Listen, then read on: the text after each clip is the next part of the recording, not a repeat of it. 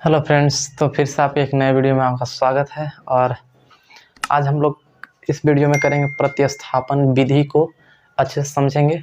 और सबसे पहले आप लोग को एक सूचना है कि बहुत बच्चे लोग कमेंट है में नहीं मतलब बहुत सारे ऐसे बच्चे हैं जो बता रहे हैं कि सर सिर्फ मैथ का वीडियो आ रहा है। तो आप लोग सबसे पहले क्या करिए कि कमेंट करके बताइए कि क्या सही में यदि और सब्जेक्ट का वीडियो चाहिए तो आप ज़रूर बताइए, है ना। और नहीं तो हम लोग 30 दिन का जो टारगेट लिए थे आपको मैथ को ख़त्म करने के लिए, उसमें हम लगे हुए हैं, ठीक है। और अपने फ्रेंडशिप में जो दोस्त हैं उनको ज़रूर शेयर करिए, है ना, वीडियो को, ताकि उनको भी कुछ लाभ मिले। और आइए हम लोग और स्टार्ट करते हैं एक पहला क्वेश्चन लेकर। तो आइए हम लोग इसको देखते हैं क्वेश्चन को। और थोड़ा जो बिजली है वो चली गई है, तो आइए यहाँ पे शायद दिख रहा होगा।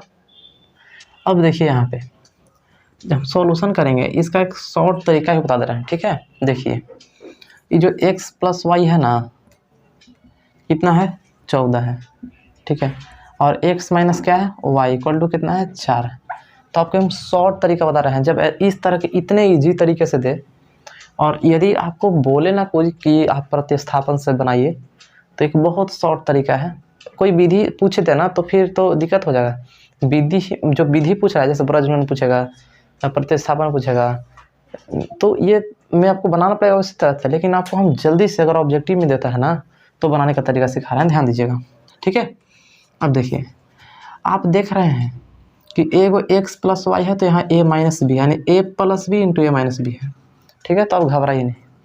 तो यदि x का मान निकालना है और y का मान निकालना है तब कैसे करेंगे, देखिए। तो इसको जोड़िए, कितना हो गया 14 और 4 18। 18 में हमेशा जब ऐसे दे देना कंडीशन तो इसको जरूर जोड़िए। तो 14 और 4 18 और इसको 2 से भाग दीजिए तो कितना आएगा 9, यानी x का मान 9। और y का मान यदि निकालना हो ना तो इस दोनों में सबसे बड़ा कौन है, तो ये 14 है। तो क्या करिए कि 9 14 में से 9 को हटा दीजिए तो कितना हो जाएगा, बताइए 9 5 14 होता है ना। तो ये आपका आंसर हो गया। समझ आ रहा है। इस तरह से देखो एक और चेक कर लेते हैं आप लोग को। देखिए x plus y equal to 10 दे और x माइनस वाई बराबर 8 दे, तब कैसे बनाइएगा बताइए जल्दी से। कुछ नहीं करना है, ठीक है। ये दोनों को जोड़ दीजिए 18 हो जाएगा और 2 से भाग दे दीजिए। तो 18 में अगर हम फिर 2 से भाग देंगे तो फिर 9 हो जाएगा, है ना।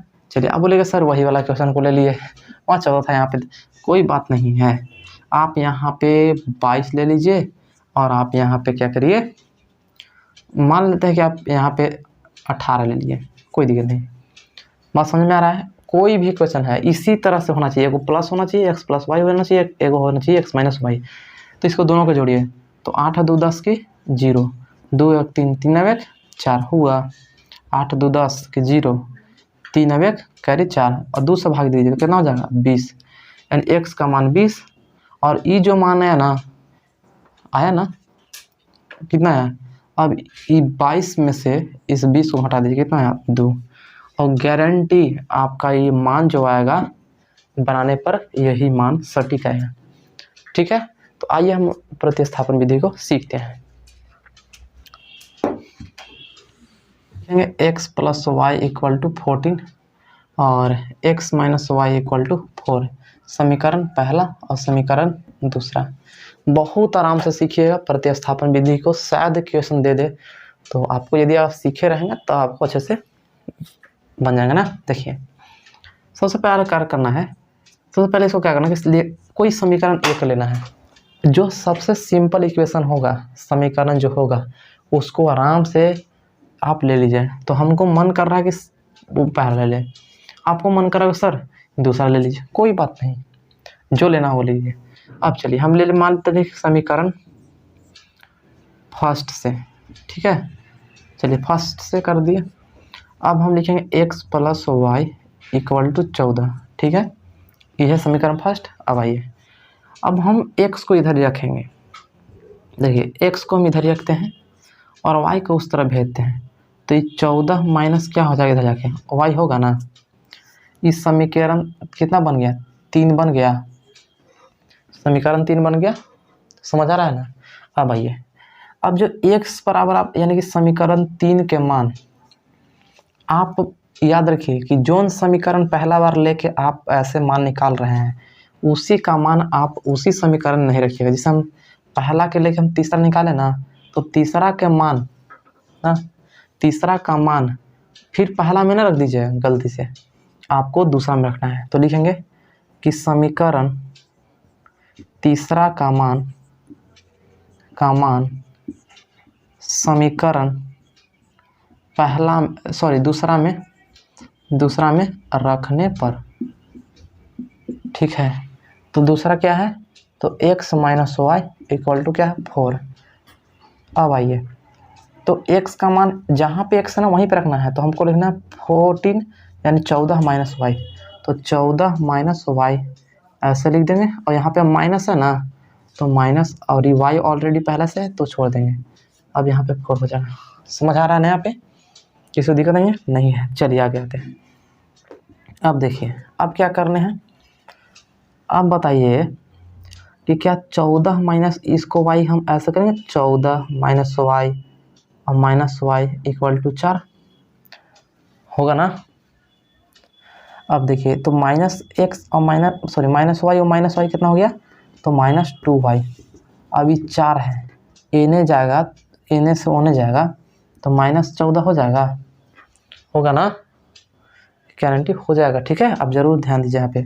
और माइनस 2y इक्वल टू है, अब देखिए 14 में से 4 जाएगा तो माइनस 10 होगा। अभी माइनस माइनस कैंसिल हो गया और 2 से कट जाएगा। ये कितना बार में, 5 बार में, यानी y का मान कितना आ गया 5 आया, y का मान 5। समझ आ रहा है ना। देखिए y का मान 5 आ गया। चलिए कोई दिक्कत नहीं ना है। चलिए अब आते हैं यहाँ पे। अब y का मान समीकरण 3 में रख दीजिए, जल्दी से आ जाएगा। और आप कहिएगा सर y का मान हम कोई में रख दें, कोई में रख दीजिए। ठीक है, ये चीज़ याद रखिए। अगर आपको रख दी समीकरण 3 में, समीकरण 3 ईजी है, क्योंकि अगर हम y का मान यहाँ पे रख देते हैं तो 14 में से जाएगा 5, तो 9 5 14 यानी x का मान हो जाएगा। तो हम लिखेंगे कि y का मान समीकरण तीसरा में रखने पर, ठीक है।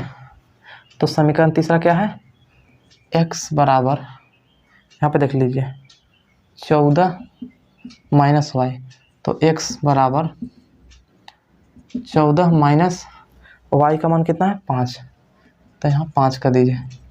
तो x बराबर 14 हो तो 9 5 14 होता है ना, तो ये आपका आंसर हो गया और ये आपका एक आंसर हो गया। ठीक है, ऐसे गोल कर सकते हैं, नहीं तो आप छोड़ भी सकते हैं, ऐसे लिखे। और यहाँ लिख दीजिए अतः x बराबर 9 और y बराबर कितना है, y बराबर 5। यही आपका एग्जाम्पल हो गया, मतलब सॉरी आंसर हो गया। अब अगर आपको लगता है कि सर क्या ये सही हमारा आंसर है, क्या वो तरीका से बताया था तो गलत था, नहीं, आप उसको चेक कर लीजिएगा। ठीक है, ऐसे बना के। अब देखिए, अगर आपको लगता है कि सर गलत है आंसर, तो कैसे चेक किया था, ध्यान समझिए।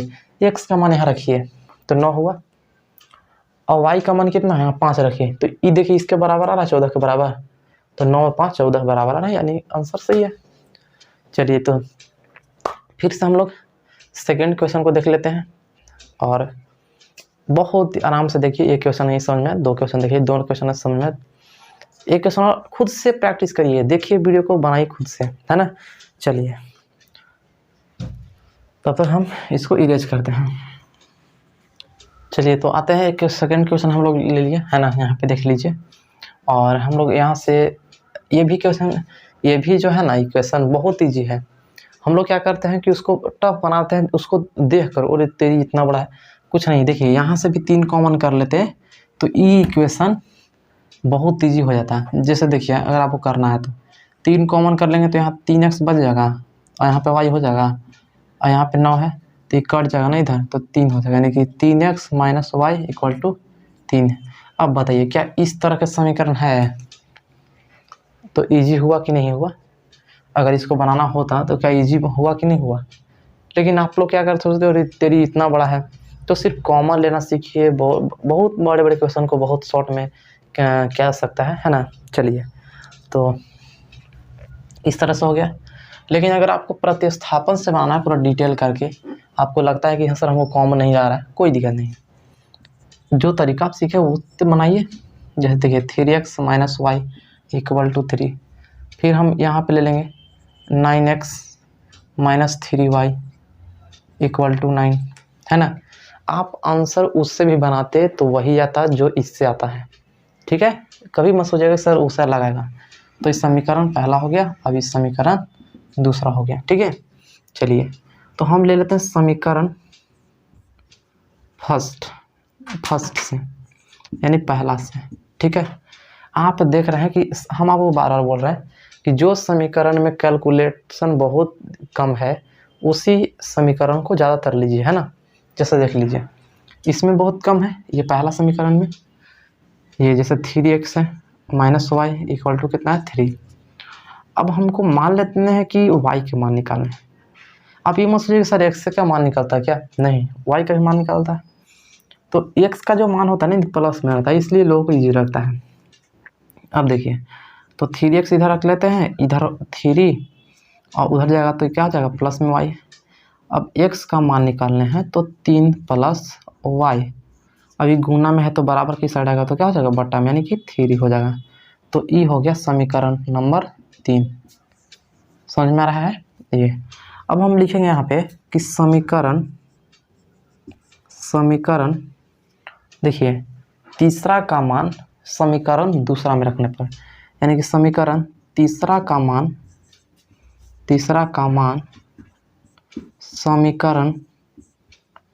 समीकरण शॉर्ट में ऐसे भी लिख सकते हैं, या समीकरण ऐसे लिख सकते हैं आप।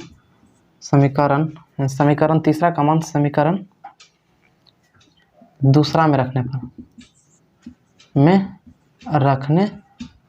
पर, ठीक है।